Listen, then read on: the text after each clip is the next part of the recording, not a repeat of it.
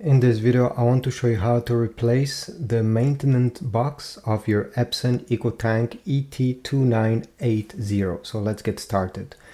Go in the back. It can be done with the printer turned on. And right over here, this is where it is located. Let me turn it once again. The first thing you need to do is, well, to put your finger over here and try to push it towards the back of the printer to remove the panel that is hiding the actual maintenance box. So over here, to remove it, it has those ridges. Just take your thumb, and you also have a small arrow over here pointing in that direction. This is the direction where you need to pull it out. So just like that, you'll be able to remove it. And you can see this is where all the wasted ink goes. So take it out and bring the new one.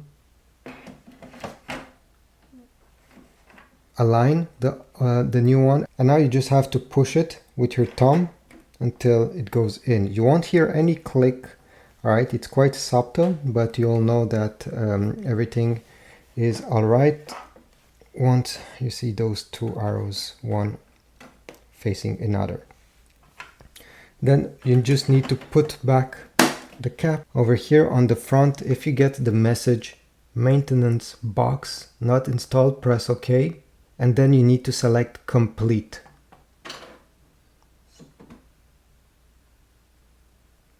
At the end, you should see the life of your maintenance box on the display. Thanks for watching. If this was helpful, leave a like, subscribe, comment down below. Don't forget to check my Amazon link, and I'll see you in the next video.